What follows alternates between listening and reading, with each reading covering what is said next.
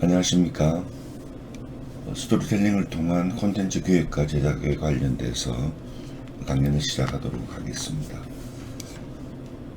오늘 강연을 맡은 저는 고려대학교 문화스포츠대학 문화콘텐츠 전공 교수로 재직하고 있는 안남일입니다. 광주와의 인연은 여러 가지가 있겠지만 특히 제가 현재 사단법인 한국축제포럼 회장을 맡고 있는데요. 아마도 그 일환으로 여러분들을 만나게 된 것 같습니다.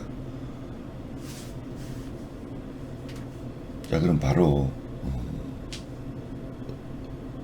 스토리텔링을 통한 콘텐츠 기획과 제작으로 들어가 보도록 하겠습니다. 한 가지 유념하실 사항이 있는데요.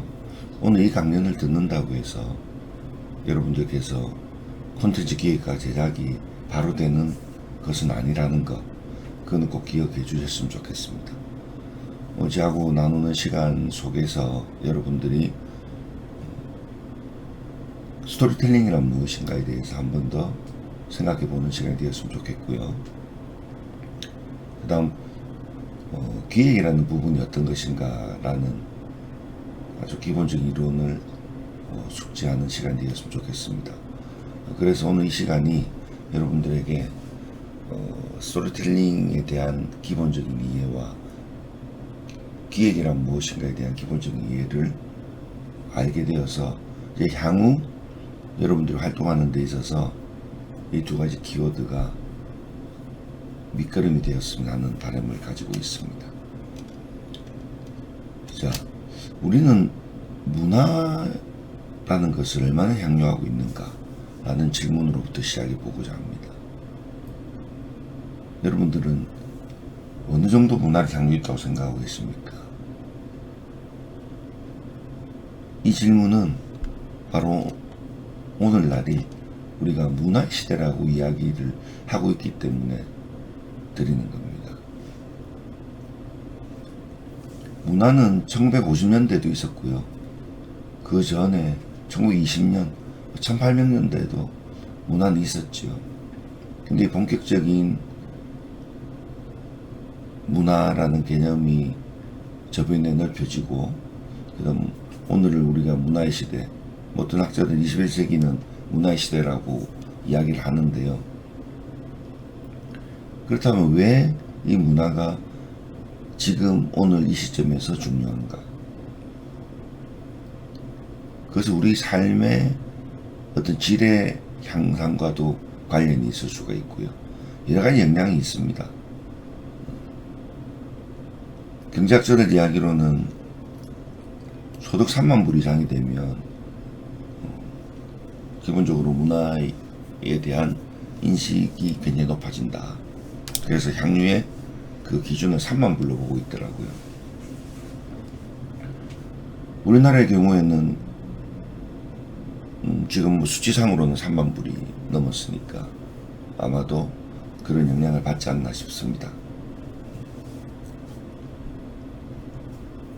그러다 보니까 주로 선진국 위주로, 그죠?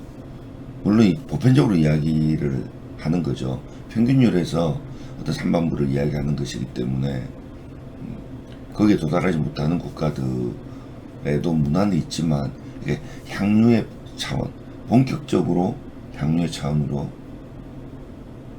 가는 것은 아니다. 우리 역시도 문화를 향유하는 시대에 들어섰지만 지역적 편차 또 빈부 간의 편차에 의해서 이 향유의 어떤 폭은 제한적이다라고 볼 수 있습니다. 제가 지금 여기서 이야기하고자 하는 것은 이 문화의 시대에 우리의 환경 변화를 여러분들이 주목해야 된다는 거죠. 혹시 AI CBM이라고 들어보셨습니까? ICBM은 얼마 전에도 언론을 통해서 꽤 이슈가 되었던 건데요. 그 ICBM하고 이건 다른 거죠. 우리 문화 환경이 지금 꼭 여기서 문화 환경이라고 하지 않더라도 우리 생활 전반에 이 AI CBM은 굉장히 깊숙이 들어오고 있다. 굳이 4차 산업혁명을 이야기하지 않더라도 AI CBM은 우리 생활과 밀접한 관계를 가지고 있고 앞으로는 그 관계성이나 그 몰입도가 훨씬 더 증가할 것이다 라고 예측할 수가 있습니다. 인공지능을 비롯해서 사물인터넷, 그 다음에 클라우드, 빅데이터, 모바일, 지금 여기 나온 이런 것들은 우리 생활에 점진적으로 지금 파고들고 있고 또 이미 우리가 활용하고 있는 것들도 있고요. 그런 측면에서 우리가 주변 환경의 변화에 조금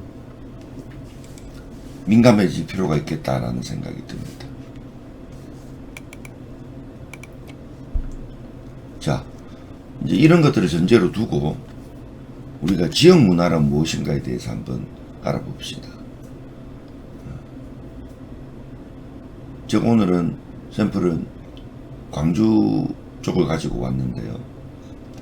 우리가 지역문화라고 이야기는 많이 하는데 이 지역문화에 대한 기본적인 개념이 숙지가 되어 있어야 되겠죠. 자, 지역 주민의 정체성을 확립시키고 동질감과 유대감을 형성해 가지고 지역사회 통합에 기여하고자 하는 것이 지역문화다. 여기서 키워드는 뭡니까? 정체성이죠. 동질감, 유대감, 뭐 지역사회 통합. 우리가 그 해당 지역에 있는 축제를 정체성을 확립하는, 지역 정체성을 확립하는데 굉장히 중요한 포인트로 잡고 있는 것도 바로 이러한 맥락입니다. 오래전부터 내려오던 그 무엇, 그것을 당대에 있는 사람들과 나누고 향유하는 그런 여러 가지 종류들의 것이 있겠지만 그 중에 대표적이라고 한다면 우리가 축제라고 할 수도 있거든요. 그래서 이 공동체의 의미, 이 공동체야말로 축제가 가지고 있는 가장 중심축이 될 텐데 그것을 통해서 드러나는 게 뭐예요? 그 지역의 문화라는 것이죠. 자, 그것과 더불어서 바로 이 지역 문화는 문화적 다양성에 대한 기반을 제공해주고 있습니다. 요즘 문화다양성이라는 이야기를 많이 듣고 있는데요.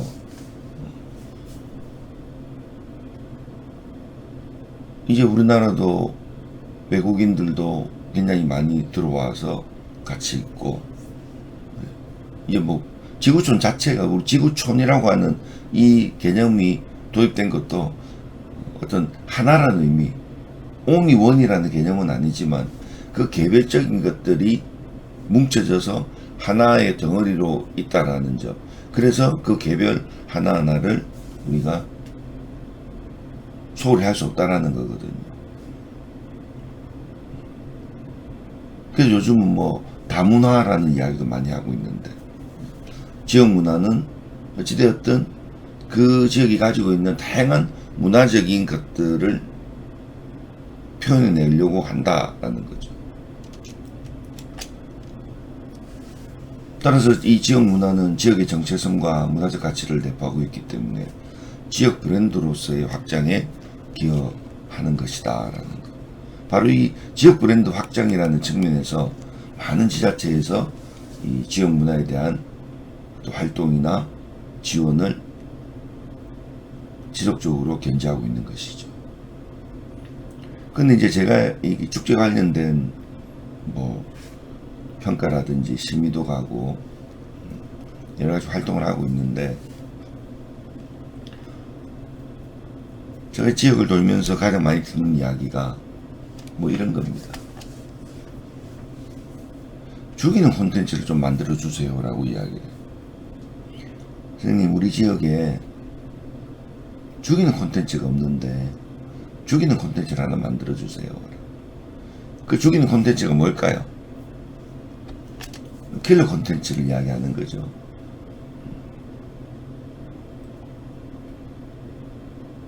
킬러 콘텐츠라는 말 들어보셨죠? 그러면서 자꾸 우리 지역에 이런 축제를 만들어 달래. 외국 애들이 멋진 게 있다고요. 이러면서 벤치마킹을 하는 축제들입니다. 일본 삿포로 눈꽃 축제, 브라질 리우 뭐 삼바 카니발은 워낙 유명하니까, 그렇죠?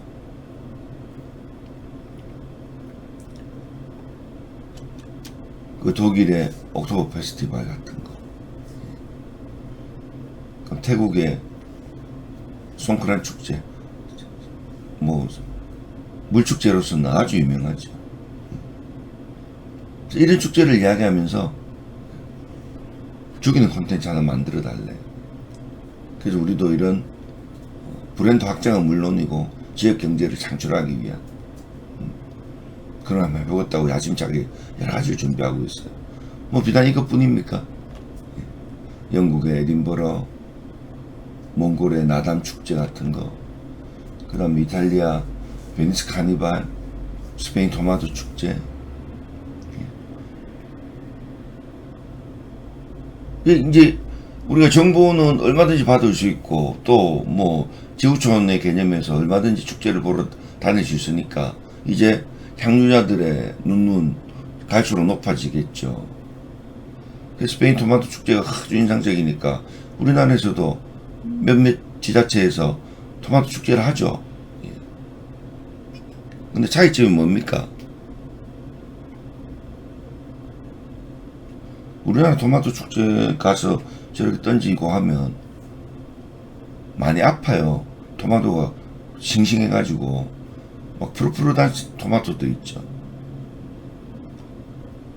스페인 토마토는 뭐 거의 숙성할 대로 숙성된 토마토인데 만지면 터지는 이렇게 돼 있는 그 토마토인데 우리는 아직 그 정도까지 안 되나 보죠. 근데 문제는 이런 축제들이 하루아침에 이루어졌나라는 거예요. 그건 아닐 겁니다. 그죠? 근데 우리는 이런 어떤 이제 눈높이 높아졌고, 예. 지역에 뭔가 만들어야 되겠고, 그러니까 회의나 뭐 간담회, 자문 이런 데 가면 항상 우리 지역에 멋진 축제를 만들어 주세요. 대표 축제가 약한데 대표 축제를 만들어 주세요. 좋은 축제를 만들어 주세요. 라고 이야기해요.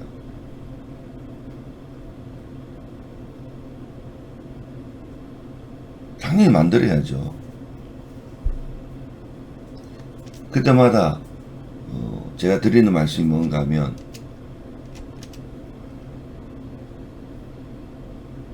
여러분들의 지역에 이야기를 담아주세요. 라고 이야기를 해요.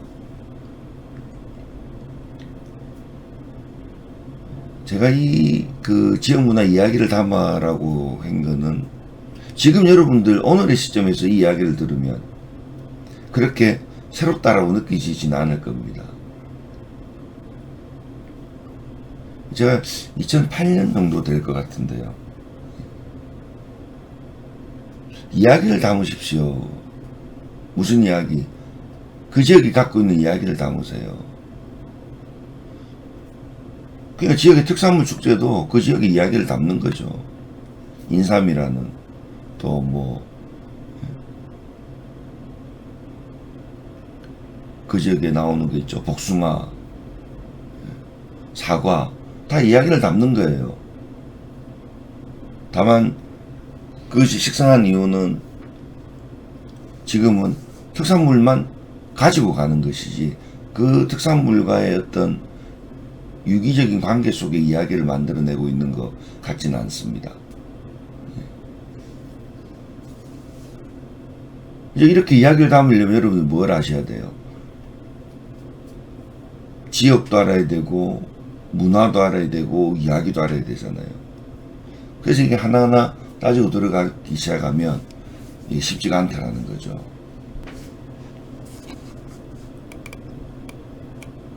그래서 그 이야기를 담는다.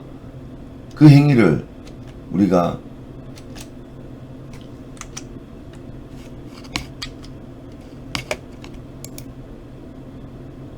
스토리텔링을 가지고 해보겠다는 겁니다. 예. 제가 왜 이 스토리텔링을 지금 먼저 들고 나오는가 하면, 여러분들이 지금 스토리텔링 이야기는 참 많이 들었을 겁니다. 그리고 또 직접 사용도 하시고요. 그 문제는 이 스토리텔링이 그냥 스토리텔링이 붙어 가지고 있는 단순한 개념이 아니라는 사실입니다. 하나하나 들어가다 보면 꽤 복잡한 구조를 가지고 있다. 그래서 그냥 스토리텔링을 스토리텔링이다라고 단순하게 사용해서는 안 된다는 점을 강조하고 싶어서입니다. 원래 스토리텔링은 뭐냐 하면요, 음성과 행위를 통해 가지고 청자들에게 이야기를 전달하는 겁니다. 그러니까 단순한 보이스만 있는 것이 아니라 제스처 가지고 들어간다는 거죠. 우리가 꼭 말을 하지 않더라도 상대방의 의미를, 의도를 알아차릴 수 있잖아요. 표정에서, 몸짓에서, 그죠? 근데 이 스토리텔링에서 가장 중요한 것이 뭔가 하면요, 바로 상호작용성입니다. 인터랙티비티. 일방적으로 이야기가 전달되는 그것을 우리가 스토리텔링이라고 하지 않습니다.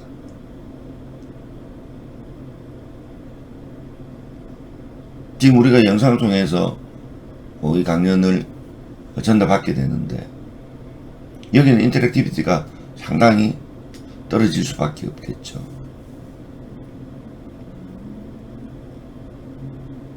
또 청자들의 반응을 보면서 그때그때 준비된 내용이 조금씩 달라질 수도 있으나, 지금은 그럴 수 있는 여건이 아니라는 것에서 이 상호작용성은 많이 떨어질 수 있다. 근데 우리 축제에서는 정말 그 현장에서의 이 상호작용성이 무지하게 중요하지 않습니까? 이 상호작용성을 위해서 우리가 체험도 넣고 실습도 넣고 현장감을 최대한 살리려고 노력도 하고 이런 것들이거든요.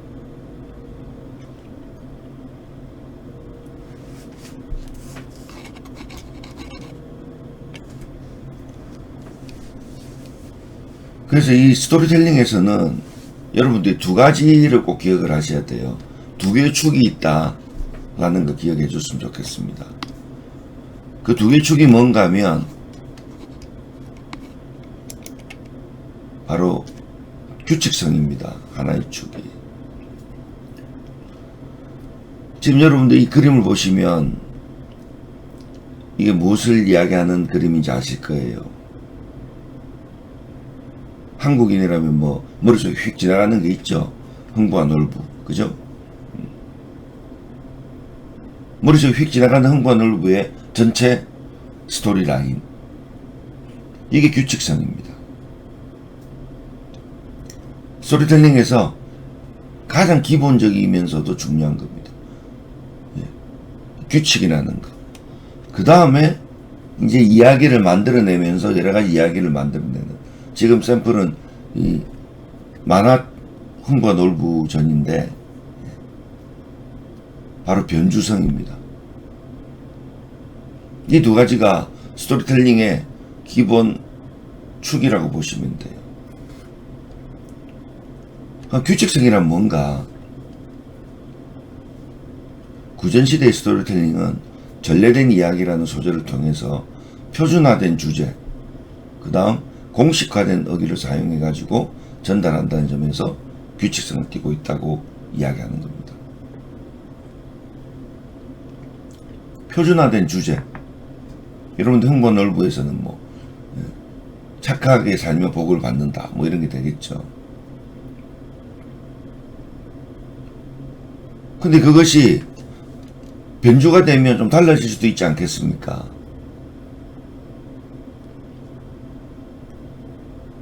오늘날의 시점에서 이 홍보 넓부를 보면요, 이전에 우리가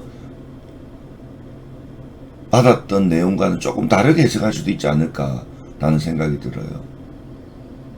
놀부가 동생한테 참 모주에게 하긴 했지만 어떤 나름 경제적 관점도 있었고 또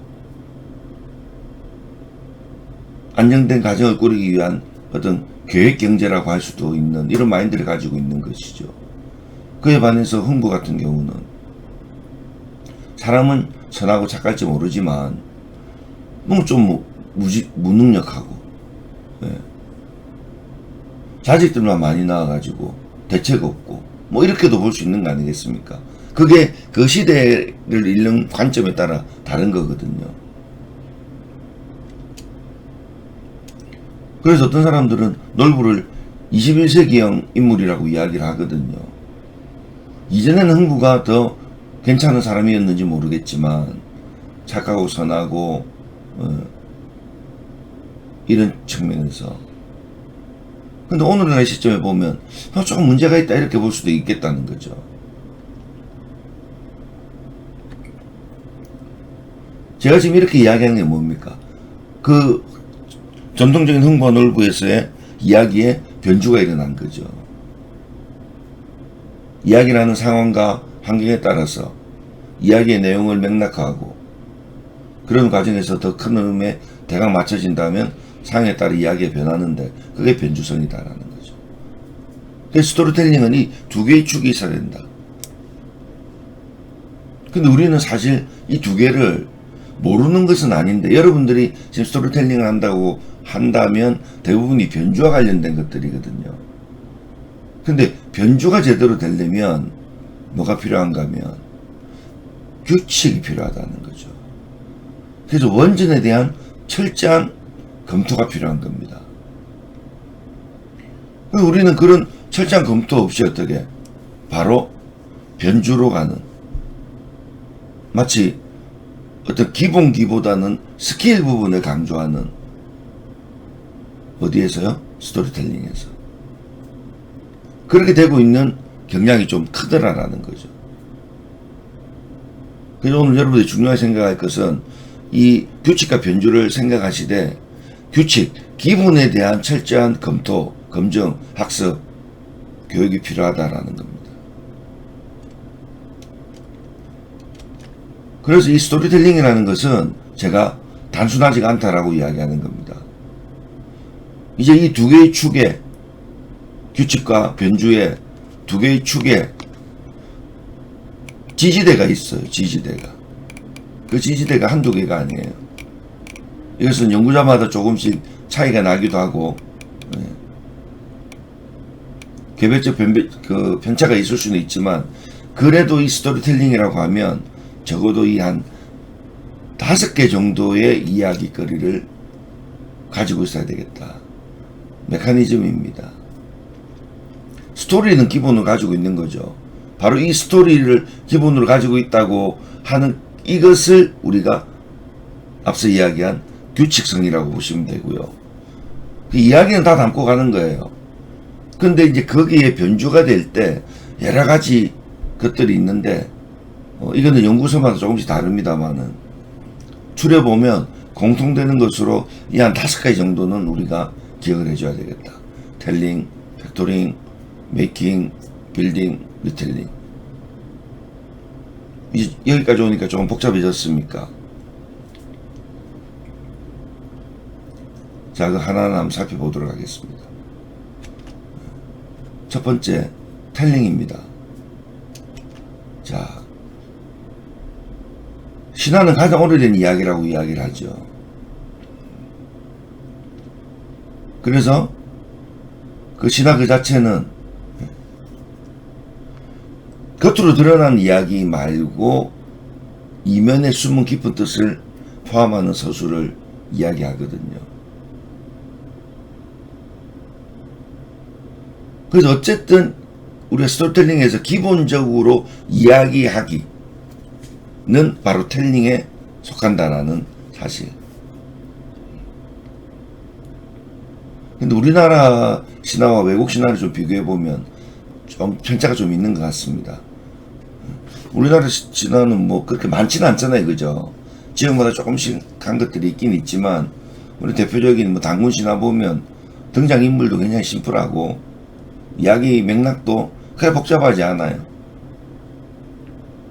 근데 그리스 로마 신화 같은 거 보면 등장 인물도 많고 내용도 복잡하고 이야기거리도 많고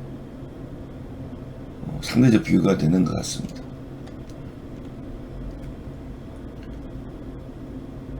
스토리텔링의 출발은 텔링에서 시작한다 라고 기억을 좀 해주시고요. 그 다음에는 팩토링입니다.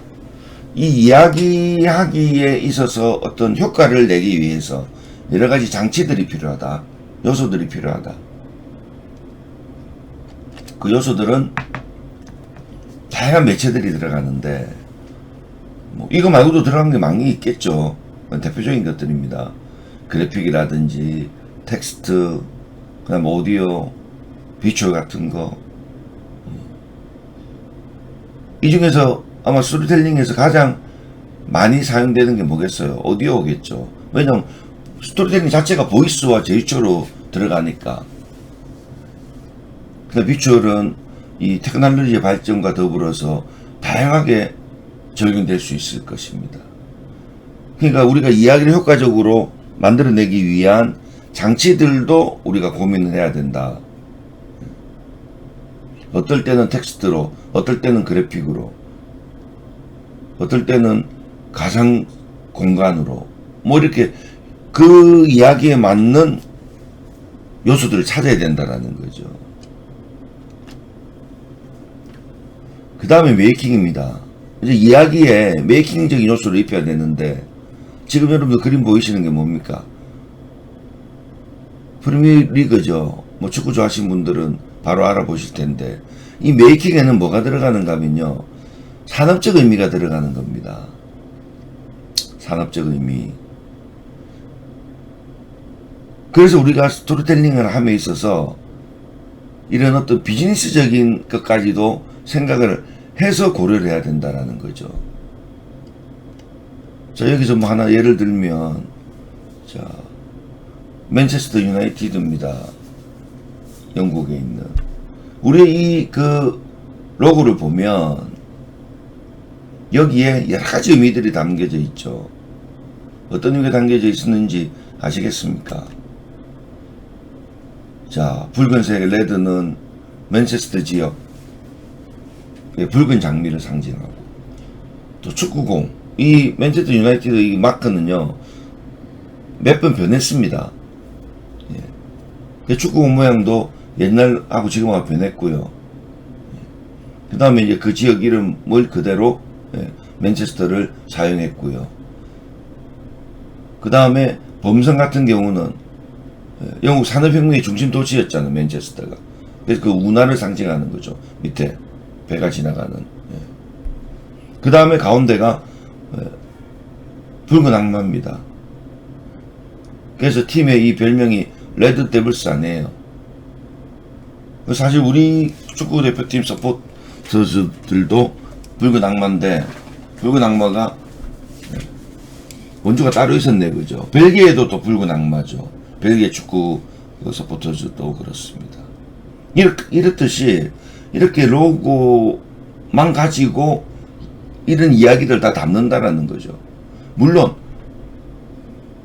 이 로고만 보고 알 수는 없는 것이겠지만 로고에 담겨진 의미들을 역으로 풀어내는, 그래서 맨체스터 유나이티드의 어떤 중요하고 의미 심장한 것들을 담아서 이걸 만들어서 옷에 붙이니까 어떻게 돼요? 1,000원짜리 옷이 35,000원 하게 되는 거죠. 바로 이 부분에서 이야기가 담고 있는 산업적 의미가 있다라는 거죠.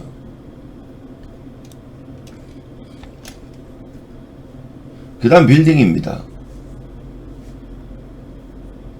소녀시대죠.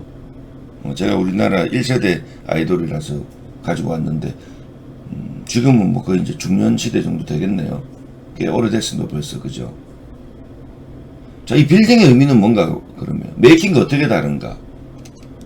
이 빌딩은 이야기에 대한 전반적인 프로세스를 이야기해 주는 겁니다. 이야기의 기본 컨셉을 구축해야 되고요. 컨셉이 구축되면 신호비 나오겠죠. 신호비 나오게 되면은 그 신호비 하나하나에 들어있는 캐릭터가 구축이 되고 하나의 패턴으로 완성된다는 이야기입니다. 소녀시대는 9명이 됐을 때 완전체 소녀시대가 되는 거예요.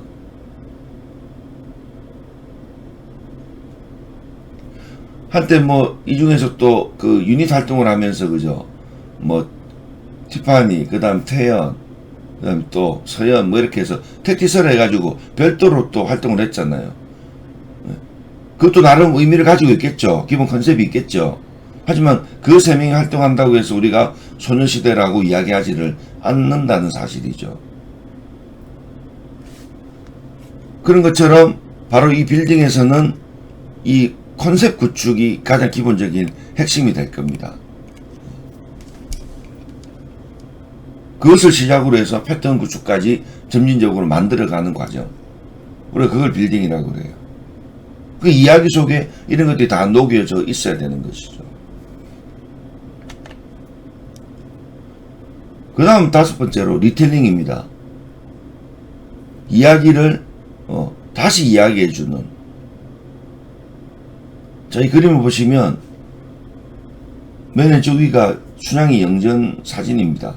춘향 영전입니다. 남원에 있는. 그 옆에는 미스 춘향이고요. 몇 년도 미스 춘향인지 모르겠지만 약간 춘향 영전과 유사한 얼굴을 미스 코리아로 뽑았나 보네요. 미스 춘향으로. 그 다음 그림은 애니메이션 춘향입니다.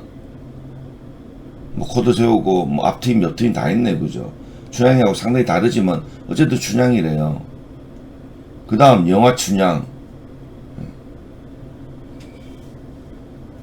그 다음에 뮤지컬 춘향 포스터입니다. 그 다음 위쪽 맨 오른쪽은 쾌걸 춘향 드라마죠. 다시 왼쪽으로 내려오면 춘향 테마파크입니다. 남원에 있는. 그 다음은 퓨전 국악 춘향입니다. 퓨전 국악팀 이름이 춘향이래요. 그 다음 무용 춘향. 그 다음 춘향 캐릭터. 맨 오른쪽은 춘향 게임이에요. 춘향 옆에 놓고 배학도가 막 곤장 때리고 이러는 거. 망했겠죠. 자, 이처럼 춘향이라는 하나의 스토리를 가지고 인물을 가지고 다양한 장르를 만들어내는 거, 이 리텔링이에요. 여러분들이 스토리텔링에서 가장 많이 접했을 법한 내용이 바로 이 리텔링입니다. 소위 말해서 OSMU라고 해가지고 원소스 멀티 유즈를 해가지고 하나의 소스를 가지고 멀티로 사용한다, 이런 개념이에요.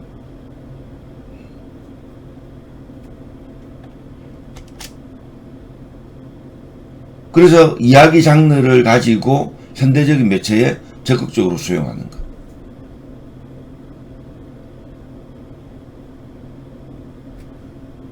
자, 지금까지 우리가 스토리텔링을 규칙성과 변주성을 가지고 있으면서 텔링과 팩토링, 메이킹, 빌딩, 리텔링까지